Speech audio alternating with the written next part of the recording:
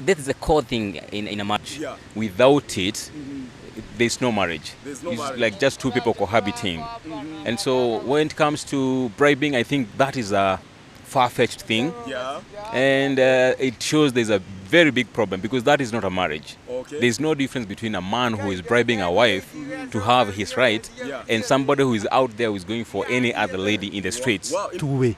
Naona kwa wale walikuja juu ya pesa siwezi pata kama sina pesa. Kwa wale walikuja juu ya mapenzi nitapata hata kama sina pesa. Mzee akinyimwa aende makahamba. Ama ukute ni mzee ako kwa ndoa lakini ukute wengi wao wanafanya masturbation. Inatakanga like mnajengana si dem ashinde hapo na kutegemea ati like uko na pesa and all ati unaweza mspoil. Nayo at the same time boy anafaa kuonesha dem like si lazima like atoe kitu ndo apatiwe. Anafaa like kumuonesha bound. Kama boy inaweza sema dem si moja pekee, but dem ni wengi. Tafuta like like maisha ni fupi. Tafuta dem mwenye utanini like mna associate naye na mnaelewana vizuri. Ni heri uweze kumlenga yule mwanamke ujue kwamba hata kama amekunyima sasa astahili kuuawa. Ni heri labda unde hata ukatafuta. Unajua ni vizuri mtu akatafutie mwanamke mwingine pale bora tu asimuue bibi yake. Unaona sasa? Kabisa. I think it's fair everyone gets what is rightfully theirs. Yeah. I don't have you to bribe me for me to give you what you rightly deserve. One thing the society is failing to understand nowadays, being a man doesn't make you a god. Being a man is also human. The same way I would like to have sex, the same way I would like to have sexual satisfaction is the very way you also would like to have that. You cannot live with something that you do not have.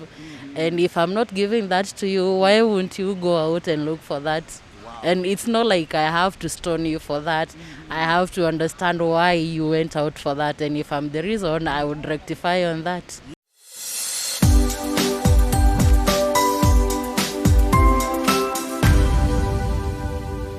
In accordance with the recent survey, it's being said that men from Kiambu and Nyeri County are not or never even enjoy their conjugal rights without bribing their wives. And we are asking today, why do you think it is happening, even if it's happening? And if it's not happening, why? So here I am blessed to have a wonderful brother from the other side of the country, and he shall be sharing with me what he does, his name, and why to our question today. How are you, bro? I'm doing fine, thank you. You good? Yeah. So what do you do in Kenya? What's your name first? What's your name? My name is Geoffrey. Jeffrey. Or people call me Jeff here in THIKA. It's Jeff Jeffes of Diaspora and But for today, the question is, do you think it is happening? Do men in Kiambu need to bribe their women for their thing? I know. It's funny, right? It's very funny. Yeah. And that's a very relative question. Yeah. I think it depends on who you ask. Because it doesn't happen like, okay, I don't know very much about this, but all I can say from my perspective, maybe it happens out there because we have many drunkards, especially in our region, people who, once they come back to their homes, wives have to complain that they are not doing the right thing, they are drinking too much, they are spending a lot of time on other things and not on their families. So I believe it could be there could be some truth in that. There are people who go for this cheap liquor and it negatively affects their ability to be the husband that this wife was looking for, or the husband that, you know, the thing that spices up the marriage is the conjugal right for each one of them. But if the drug or the alcoholism that is affecting, then you understand that it's going to affect the marriage altogether. That is the core thing in a marriage. Without it, there's no marriage. It's like just two people cohabiting. And so when it comes to bribing, I think that is a far-fetched thing. And it shows there's a very big problem because that is not a marriage. There's no difference between a man who is bribing a wife to have his right and somebody who is out there who is going for any other lady in the streets. Well, in fact, I'm coming to that exactly now. Now, do you think the availability of commercial sex workers is also making marriage not to work, or in that manner of bribing for you to have your thing? Well, these things have been there since time immemorial. Yes. Even from the old days, the ancient times. We have been reading from the Bibles, from the other stories. It could be contributing, but I think the problem is not them being there, but the person who is approaching them. Okay. He's approaching them because he has a problem. Yeah. There's a problem at home. There's something that is not right. There's something that's not working. What you deserve. Yes, because there are so many things out there, but I choose what to go for. Very true. Yeah, I can. For example, I can't leave my mother at home and go to choose another mother out there in the streets. Yeah. Yeah. So if I can find what I want in my marriage, then I don't need to go out there looking for somebody. Wow. Even if they bring themselves to where I am. What do you think is supposed to be the solution to all of this? I think love, Yeah. from how God made it from the beginning, is supposed to be like that. Yeah. But people find each other with different reasons. Oh, she's brown, like I like brown girls. Or her father is famous.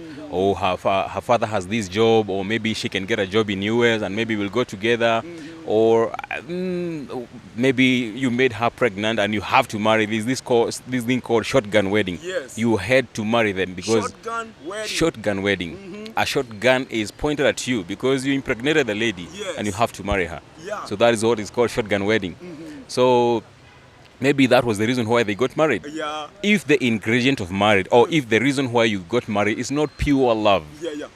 which means sacrificing and being you, being the original you, meeting another original person, accepting each other, and you have to accept the weakness of the other person and see how you can work around it, because you need that person. If I need you, I'll have to accept who you are. Very true. And I love myself, so I need you, and I want you to compliment me. So I have to be ready to accommodate you, and be ready, and you be ready to accommodate me. When these two things needing each other meet, you create a very good thing that can last forever. Wow. All right, mambo bro.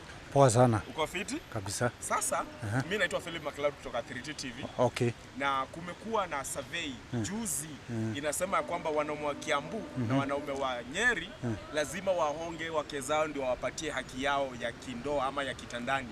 Je, wewe unafikiria hiyo ni ukweli kutoka hapa Kiambu? Mimi ile naweza sema ni uongo kwa wengine na ni ukweli kwa wengine. Haya, tuanzie hapo kwa uongo kwa wengine. Mbona ni uongo? Ni uongo kwa wengine sababu one inadepend na mwenye ulioa. Kama mwenye mimi nilioa aliona mimi hakuona pesa. Alikuja kwangu sababu ya mapenzi.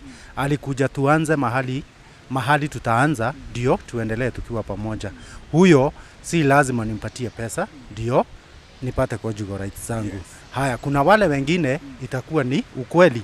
Kama wewe ulikuja kwangu juu uliona pesa, saa zile nitakuwa sina pesa, siwezi pata hiyo haki yangu. Naona, kwa hivyo ina depend, ni two way. Naona, kwa wale walikuja juu ya pesa, siwezi pata kama sina pesa. Kwa wale walikuja juu ya mapenzi, nitapata hata kama sina pesa. Sasa juu ya hiyo maneno hayo mawili, je, unafikiria moja yao inaweza changia hivi vita ambavyo tunaona nyumbani, mauaji na kupigana kila mara na ugomvi? Of course, itachangia. Especially sana kwa wale walikuja juu ya pesa. Kama uliona pesa, saa zile hakuna pesa, wewe utaanza kunifikiria mambaya. Utaanza kufikiria labda maybe ile kidogo napata huko nje, maybe ni kidogo la kama ulikuja juu nilikuwa nazo, ama kama ulikuja juu uliona ni kama niko nazo. Saa zile umekuja na umekosa na umeona ni kama si provide vyenye ulikuwa unafikiria, maybe utaanza kufikiria labda niko na mtu mwingine hapo nje, ama utaanza kufikiria ni kama saa hii nimeanza kutokutambua. Unaona hivyo, utaanza kufikiria hivyo. Lakini kama ulikuja juu ya mapenzi, hakutakuwa na hizo vita. Wale wa mapenzi, saa zile hata kama hakuna kitu, mtakaa chini na muongee na story inaendelea. Na kama ulikuja juu ya mapenzi, for one unaniamini. Uliamini mimi au kuamini pesa yangu. Kama wewe uliamini pesa, kutakuwa na vita kila siku. Kwa hivyo itakuwa inachangia sana. Na sasa, je, unafikiria mzee akinyimwa, je, anaweza endea makahaba, inaweza changia mzee kuendea makahaba huko nje? Hiyo nayo inaweza contribute. Mzee akinyimwa aendee makahaba, ama ukute ni mzee ako kwa ndoa lakini ukute wengi wao wanafanya masturbation. Ako kwa ndoa labda hata weza kuenda kwa kahaba. Juu kuna wale watachukia, maybe atachukia msichana. Labda ulinyimwa, ukinyimwa unakaa unafikiria, unaona hapana, unaanza kuchukia ladies ama unaanza kuchukia wanawake. Chances are very high, wengi wao watafikiria kwenda kwa masturbation. Hadi unakuta saa zingine mwanaume anafanya masturbation lakini bado yuko married. Ako na wife kwa nyumba lakini yeye juu hapati anafanya masturbation instead hata ya kuenda kwa hao makahaba. Iko hivyo. Na kweli kuna yule bado atafikiria naende kwa hao kahaba kama amenyimwa. Sababu moja, for one, kama umeanza tuseme kama saa zile mtu hakuwa ameanza, haikuwa shida kwake. Lakini kama ulianza, ulioja na ulijua hiyo kitu ni mzuri, itakuwa ni hard sana wewe kuvumilia. Kwa hivyo zitakuwa ni hizo vitu mbili. Wengi wataenda kwa hao makahamba, lakini kuna wale wengine na wao wataingia kwa ile shida ingine ya masturbation. Sasa hii changamoto yote unafikiria solution ni nini? Solution ile kitu naweza ambia maybe sana wale wako kwa marriage na wale hata bado wako karibu kuingia kwa doa. Ile kitu naweza waambia, wewe usione mtu juu ya pesa. Kangaria mtu na wewe fikiria, sasa ile naenda kuoleka, mimi nitaoleka.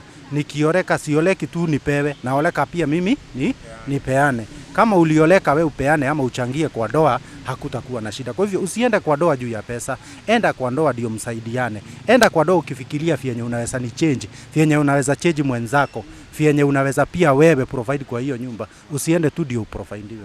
Otherwise ukienda ndio wewe tu upewe ama uprovidiwe, hiyo ndoa haitaishi na kutakuwa bado hiyo shida. Tunaendelea kukusanya tu maoni ya wanathika na tunauliza, je, unafikiria wanaume wa Nyeri na wanaume wa Kiambu inabidi wapeane kitu kidogo ama hongo ama zawadi ndio waweze kupewa, unajua mambo yao ya kawaida nyumbani? Kwa hivyo je, unafikiria ni ukweli? Na hapa niko na ndugu yangu ataweza kutuambia. Vipi? Poa. Unaitwa nani? Naitwa Brian. So Brian, wewe unafikiri story ni ukweli? Yeah, to some extent nimesikia ni ukweli. Inua sauti kidogo. Okay, to some extent on my opinion ni ukweli. Okay, butoa mask ndio tukisikia kwa juu. Unajua ni ukweli. So unafikiri kama ni ukweli kwa nini? Unafikiri mbona ni ukweli? Yeah, at some point nimepitia mafamilia wanakombana juu ya hizo ma story vitu hizo juu ya kugombana na kudisagree home. So je, unafikiria hiyo kudisagree ndio imeleta hii mambo ya murder cases, wasema wamekuwa kimadana, wamekuwa kifight?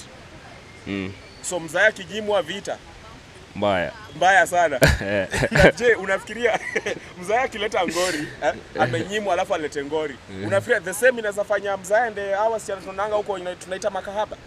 Yeah, ni ukweli. So unafikiria mbona ni ukweli? Azina sasa mbona unafikiria ni ukweli? Okay.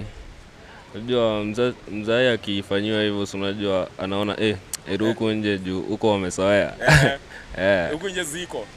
Za unafikiria solution ni nini juu hiyo story? Like to solve hiyo mambo yote unafikiria solution ni nini? Okay, solution ni ile tu before marriage unajua inabidi muagree kitu moja. Itukaa hizo. Poa. Unaitwa nani? Naitwa Christabel. Christabel, I have a question. I am Philip McLeod from 3T TV. Okay. And according to the recent survey, the statistics are showing that men from Kiambu and Nyeri County have to bribe their wives for their conjugal rights. Do you think it's true? No, I don't think it's true. Why? Because I think women, we know our responsibilities. Yeah. So when you get married, you have to niseme aje ujipeane kwa mume wako. Si lazima akunini. Akulipe. If you have to like release yourself or accept your husband. So my next question will be, do you think the lack of intimacy between the husband and the wife is suggesting or increasing the murder cases we've been hearing, the violence in marriage? Yeah. If a man lacks his rights, he can kill. He can kill? Yeah. He can become angry? Yeah. Okay. So similarly, do you think it will also lead to prostitution? Like now the man, since he hasn't gotten what he wants, can he go out? What do you think about that? Yeah, he will go because anakosa rights zake. You just have to go. So you as a young person and you want to save a marriage, you want to save a future, what do you think is the solution to all this quagmire? The solution, I think, when married couples are together, they have to know their let me say, anafaa juu rights zake za kupatia mse wake na venye mse wake anataka kitu kama hiyo. Mimi naitwa Brian Tirop. Brian Tirop. Yeah. Bro, mimi niko na swali hapa. Survey imesema ya kwamba wanaume wa Kiambu na Nyeri inabidi wa bribe wife zao ndio wapatiwe conjugal rights. Wewe unafikiria ni ukweli? To my view, that's right. Since the women of Nyeri and Kiambu seems to be very arrogant, and they seem that they are the head of the family. They are arrogant. They seem to be the heads of the family. Yeah. So what do you think? Do you think is also suggesting to family feuds and violence and murder cases? Yeah, in a lead kwa hiyo cases, since if women wameamua kwa domain wameamua kwa take over through the family, wanawa ignore their men, their husbands, taking all the roles of the husbandry. Yeah. Wow. So do you think when a man is not given their conjugal rights, do you think it will lead them to go to streets and look for exactly.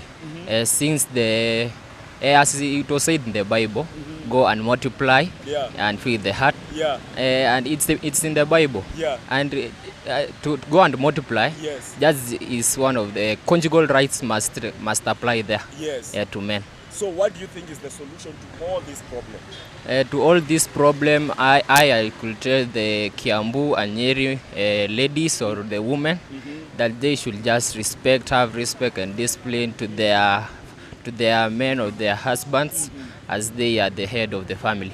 Mambo bro? Poa sana. Unaitwa nani? Naitwa Bernard Ngure. Bernard Ngure? Yeah. Sasa Bernard, according to recent survey, inasemekana wanaume wa Kiambu na Nyeri inabidi wahonge wake zao ndio wapatiwe conjugal rights. Wewe unafikiria ni ukweli? Sioni kama ni ukweli kwa sababu hapo inadepend na upendo wa bwana na bibi. Inadepend na mapenzi. Inadepend na mapenzi yenyewe. Sasa kwa mfano tu assume hakuna mapenzi. Unafikiria ni inaweza fanyika? Kama hakuna mapenzi hakuna hiyo ushikiano, yani hakuna hiyo upatanisho. Hakuna kideto cha ndoa. Na je, unafikiria kama mzee akinyimwa, je ataendea makahaba hapa kwa ni vichochoro? Sio vyema kwa sababu ndoa ni uaminifu, na wakati mnapoingia kwa ndoa mnakuwa kimoja. Sasa na kumekuwa na vita katika ndoa, umesikia mauaji, mara mke ameua mke ameua mwanaume. Je, unafikiria kutokuwa na kupatana kindoa inachangia? Hapana, ichangi. Ile hali ya hasira na kutoelewana na kutovumiliana. Kutovumiliana. Na sasa unafikiria je ni suluhu lipi ambalo tunafaa kuwa nalo, ama unaweza peana wasia gani ndio tuweze kupata suluhu timamu ya kusaidia wanandoa? So ni tuweze kudedicate yote kwa Mungu na tuweze kuomba mawaidha kwa wazee, yani walioana kitambo na ambao Mungu maybe tuende kwanza ni kwa Mungu tuombe, alafu sasa tuombe mawaidha kwa wazee waliotangulia sisi kwa doa. The recent studies shows or survey shows that we have this scenario of Kiambu men versus Nyeri men have to bribe their wives for their conjugal rights. Do you think it's true? I don't know. I'm not sure. But You're not sure. But do you think, is there a possibility of that happening? Yes or no? Yes. There is possibility? Yes. So why do you think why? Why do you think so? Most women Can you use even Swahili? It's okay. Yeah. Like wanawake wengi wanaendeanga pesa, si kwa ubaya juu. People msichana wanahitaji vitu mingi. So unapata wanaendea mwanaume juu ya pesa, si eti juu ya mapenzi. Lakini at the same time si poa boy ashindilie na dem na hamsaidii anyway. Inatakanga mnajengana, si dem ashinde hapo na kutegemea ati juu uko na pesa and all ati unaweza mspoil. Nayo at the same time boy anafaa kuonesha dem si lazima atoe kitu ndo apatiwe. Anafaa kumuonesha boundaries. So unafikiria hizi murder cases tumekuwa tukiona fights kwa familia violence. Unafikiria mzaa akinyimwa ama boy akinyimwa inaweza changia kuleta hizo story? Inaweza changia kama boy alikuwa anapenda dem sana. Okay. So unafikiria na inaweza pia changia mambo na prostitution, sasa mzaa amenyimwa alafu ande wasichana huko nje kwa streets? Inaweza? So unafikiria solution ni nini juu ya hiyo story yote? Mzee amenyimwa, boy amenyimwa, unafikiria solution gani tunaweza provide ndio hii story ishe? Kwa boy naweza sema dem si moja pekee. Madem ni wengi. Tafuta like like maisha ni fupi. Yeah. Tafuta dem mwenye utanini like mna associate naye na mnaelewana vizuri. Na kwa mademu utawaambiaje? Dem tafuteni pia pesa pia like si lazima boy akuprovide ati ndio upeane. Like jijenge wewe mwenyewe, acha kushindania ati na boy ati like akuprovide and all. Like dem maisha ni ngumu siku hizi, so like kila mtu anafaa kutafuta pesa. So like dem like Madam Doreen, there is a recent survey showing that Nyeri and Kiambu men has to bribe their wives for their conjugal rights. Do you think it's true? It's not. Why? Because it's their rights. It's their rights. Yeah. But you know, in some cases, it reaches to a point that you have to because now you have no other option. Maybe. Talking on behalf of those ladies, yes. What do you think? Mimi nafikiria maybe kama mtu wako anaweza kuwa ni faithful and you see what he's doing is not right, maybe unaweza mwambia utaki. Utaki. Na sasa ikibidi amekuletea gift nini. Si utakubali. Utakubali. But hizo in rare cases. Sasa na kumekuwa na mauaji, kumekuwa na vita, kumekuwa na violence kwa wanandoa. Na umesikia kila mahali, mara mke ameua mme, mara mme ameua msichana. Unafikiria hiyo inaweza kuwa inachangia hii mambo ya kunyimwa haki yako ya kindoa? Hiyo iwezi, sababu mimi nafikiria the main thing cheating. Hatuambie kuhusu cheating. Sasa hapo inatokea wapi? Inatokea sababu maybe a woman na alafu men do contribute. You may be faithful to your husband, but yeye on the side yuko faithful. Sasa wakati wewe umegundua is not faithful, si wewe bado maybe unaweza tamani unjipange kidogo. Na sasa hiyo inanipeleka kwa swali langu lingine ambalo ni kutokuwa mwaminifu kwa ndoa. Je, unafikiri inachangia umalaya ama ukahaba? Mwanaume akinyimwa ataenda nje, unafikiria hivyo? Ataenda. Na yeye atakuwa amesababisha. Nani atakuwa amesababisha? Mwanaume. Maybe tena amesababisha. Amesababisha sababu maybe zile vitu anafanya zinafanya bibi yake ama huyo mtu akue unfaithful na yeye. Sasa yeye ataka tu anjifunge, aseme yeye hataki hizo magonjwa, hataki mambo mengi. Sasa sinaona yeye atakuwa tu ashatoka na ataendelea kutoka, sababu akishatoka huwezi mzuia kutoka. Mambo kama yepi anafanya mwanaume asikuwe mwaminifu kwa ndoa ama mwanamke? Unajua mimi naongelelea wanawake sana, sababu wanawake ufosiwa na their men to go out. Okay. Sasa so kama ukitaka bibi yako akae faithful, be faithful tu. Kwa sababu bibi ni rare sana atoke nje kama mwanaume hajamsukuma. Sasa na solution ni nini? What do you think is the solution? Ni everybody akuwe faithful. Stick to where you are and be faithful to your spouse. Wow. Allow me use English. There's a recent survey that is showing Kiambu men and Nyeri men has to bribe their wives for their conjugal rights. Do you think it's true? Nitatumia Kiswahili. Hamna issue. Okay. Unafikiria ni kweli? Ni sio kweli. Mbona? Kwa sababu mimi natumai kwamba ni haki ya mwanaume ambaye ameoa mwanamke kupata hiyo haki ya kindoa. Basi haitakikani kwamba mtu aweze kutoa hongo ndipo aweze kupata hiyo haki yake. Naam. Na wakati mwingine unapata kwamba labda umekawia sana bila kumletea kazawadi hivi, labda kaskati mpya, ka dress, ananyita. Je, unafikiri inaweza changia? Unajua naweza kosa kumpa yule bibi wangu labda zawadi, lakini nimuonyeshe mapenzi ya kweli. Haimaanishi kwamba labda nikimpa ile zawadi, labda nimnunulie nguo, nimnunulie labda gift fulani, hapo ndo atahisi kwa anapendwa. Mtu anaweza kununulia hizo zote akiwa na lengo la kukufanya ukubali kwamba anakupenda, lakini kumbe hakupendi. Sasa inamaanisha naweza kosa hata kumpa hiyo gift, hiyo zawadi, lakini nampenda sana yule mke wangu. Wow. Naam. Napenda hilo. Kwa hivyo kumekuwa na mauaji, kumekuwa na vita katika wanandoa, mara nyingi kote nchini tumesikia mambo kama haya. Je, unafikiria hilo pia linaweza kuwa linachangia kunyimwa haki yako ya kindoa? Naam, inaweza changia. Mbona vipi?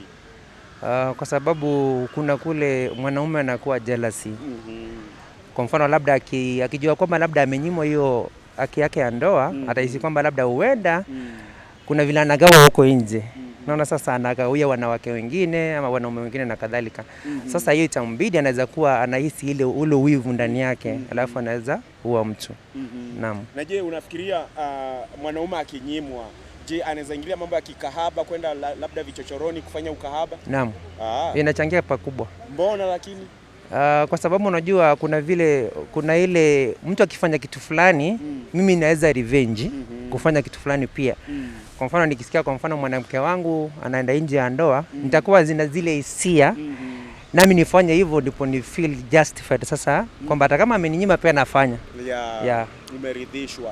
Kwa hivyo ni suluhu lipi unaweza changia kwa haya mambo yote angalau tuwe na usawa? Unajua labda wakati mwingine umenyimwa na dada kwa ajili ya mambo mengine ya kiafya labda hujui. Je, unafikiria ni suluhu lipi nafaa kuwa nalo angalau tuweze kuondoa haya katika jamii? Mimi kwa maoni yangu kibinafsi ni kwamba badala ya kumua mtu kwa sababu labda amekunyima lile tendo ama ile haki ya kindoa, ni heri hata uende ukafanya ule ukahaba, kwa sababu kumuondoa ama kuondoa maisha ya mtu ni hatia kubwa. So labda ningependa kuwarai wanaume popote walipo kwamba ikiwa wamenyimwa ile haki ya kindoa, ni heri uweze kumlenga yule mwanamke, ujue kwamba hata kama amekunyima sasa astahili kuuawa. Ni heri labda uende hata ukatafuta. Unajua ni vizuri mtu akatafutie mwanamke mwingine pale, bora tu asimuue bibi yake. Unaona sasa? Mimi hiyo ndio ningependa kuwashauri wanaume kwamba labda kama umenyimwa unaweza, kwa sababu labda kuna mwanamke mwingine huko pia amenyimwa na bwanake. So mnaweza blend, unaenda mnasaidiana. There is a survey showing that Nyeri and Kiambu men have to pay for the conjugal rights, or they have to bribe their wives for their conjugal rights. Do you think it's true? Personally, at this extent, I think it's true or not. It depends on how you relate with the people you live in. So let's say you think it's true. Let's start from there. Why do you think it's a yes, like it's happening? There has been a notion, and I quote, men from Moranga and Nyeri are quite deadbeats, sorry to say. And also, given the rate of alcoholism around, I don't think they are performing quite well. Also, sorry to say. It's all right. And on the no part, I think it's fair everyone gets what is rightfully theirs. I don't have you to bribe me for me to give you what you rightly deserve. I think it's all about understanding. You just can't come claim something that we are not understandable about. You have to make me feel comfortable about it, and as a result, we find so many violent cases in our homes nowadays. People do not actually understand what the other person is. They just jump into concluding that they are doing something contrary to what they expect. One thing the society is failing to understand nowadays, being a man doesn't make you a god. Being a man is also human. The same way I would like to have sex, the same way I would like to have sexual satisfaction, is the very way you also would like to have that. You cannot live with something that you do not have. And if I'm not giving that to you, why won't you go out and look for that? And it's not like I have to stone you for that. I have to understand why you went out for that. And if I'm the reason, I would rectify on that. Do to me what you'd like done to you. Because personally, I would like to be treated well. So treat me well, I'll treat you well, life goes on. It's not about favors. Don't have something that you haven't actually acquired. And also, if you would like to be treated right, why would you want to treat me wrong? My wonderful THIKA people, this is Philip McLeod. It has been a wonderful street talk, and in the heart of THIKA, we've had different scenarios. We have heard from elderly, from young, from youth, and it's just wonderful. They are saying the issue is about understanding. Love matters. You gotta understand each other. And the question was, just in case you are coming in right now, the question was, The survey is showing Nyeri and Kiambu men has to pay or bribe their way for the conjugal rights. So the question was, do you think it's happening? I mean, if it's happening, why? And why not? So we really appreciate for your views, and we are asking you, as usual, on your right there is a subscription note. But before that, special thanks to my camera person, that is Kelvin Babs, alongside our very own Jemoa THIKA, our editor. My name is Philip McLeod, and as usual, subscribe, make sure you're sharing this video, and we want to find the solution. This topic just began. Go to our comment box, drop your views there, and let's know, do you think Nyeri and Kiambu men are bribing their way into their conjugal rights? If it is a yes, tell us why. If it's a no, tell us why. Till next time, it is Philip McLeod.